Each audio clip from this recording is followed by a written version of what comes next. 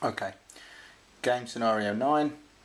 Your next opponent operates a 1-4-4-2 with two strikers who do not recover when possession is lost and act as an outlet when their team wins possession of the ball. You play with a 1-3-5-2 system in possession. How will you defend when possession is lost to counter their attacking tactic?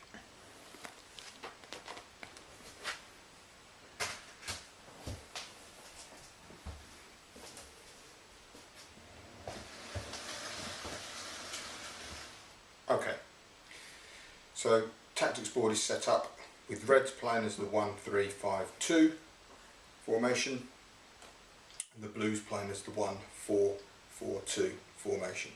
So in terms of organisation of the session, this would now be a small-sided game. So with that, we would be removing on the Blues one central defender, both wide midfielders. On the Reds, we would be removing one centre forward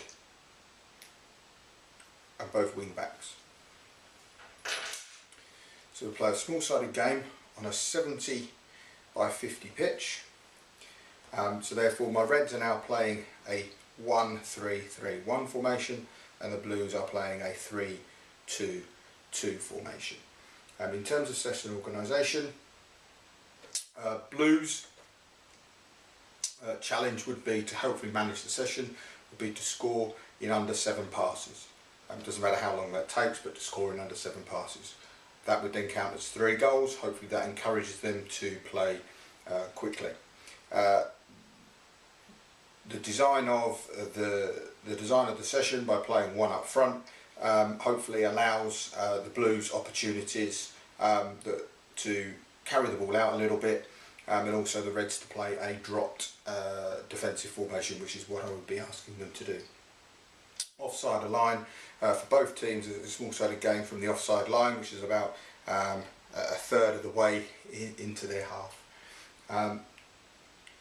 So the focus is on the Reds. My key and my primary unit would be my back 3, my sweeper and 2 centre halves. My secondary unit would be the midfield 3, playing in a 1-2, so in theory 2 10s and a 4 if you like.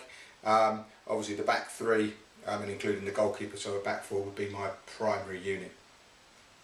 In terms of the organisation of the session, we would show outside. The only players, if it was an 11v11 game, the only players that would then show inside would be my wing backs. That's another session, but in terms of this session we would show outside.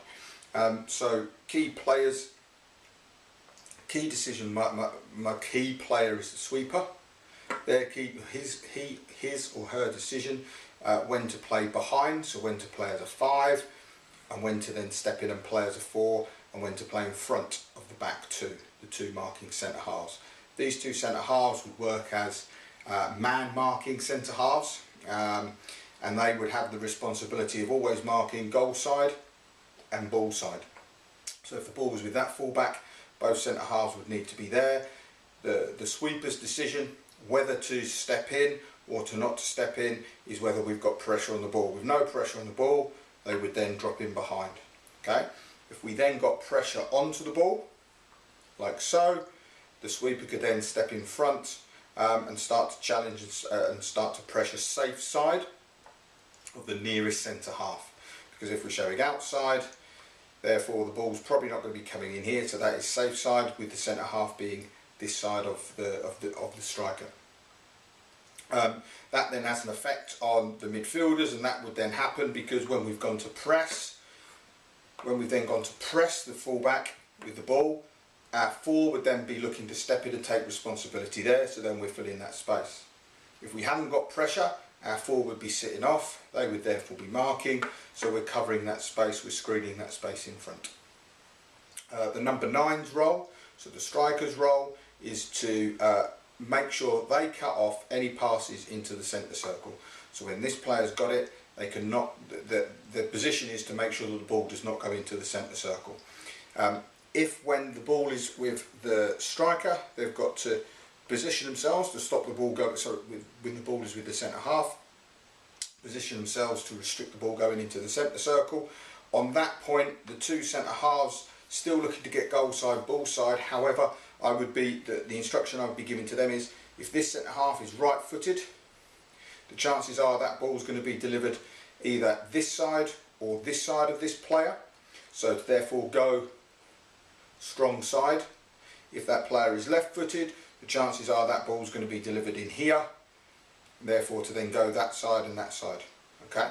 To threaten the ball being delivered in there. This player would then be screening there. If we then decide to get pressure, they would then come in front.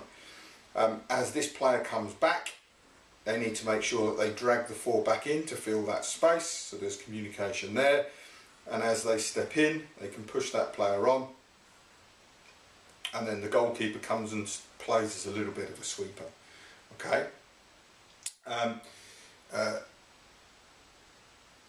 In possession, when we win it, these two centre halves, yes, can split to help us get possession. However, key instruction is must be in a position within 3 seconds to be goal side and ball side in transition.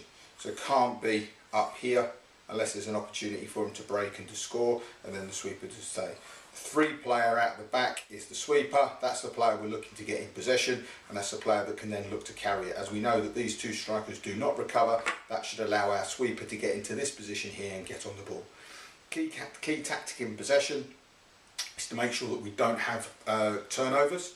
So to play through the thirds, to maintain possession, and to limit the amount of turnovers that we have in dangerous areas, but more importantly in open play.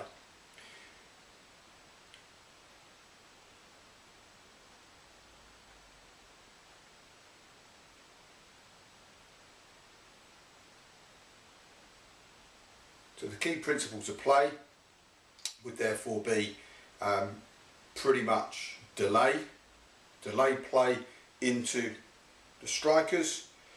The press is when the ball comes. Our trigger line would therefore be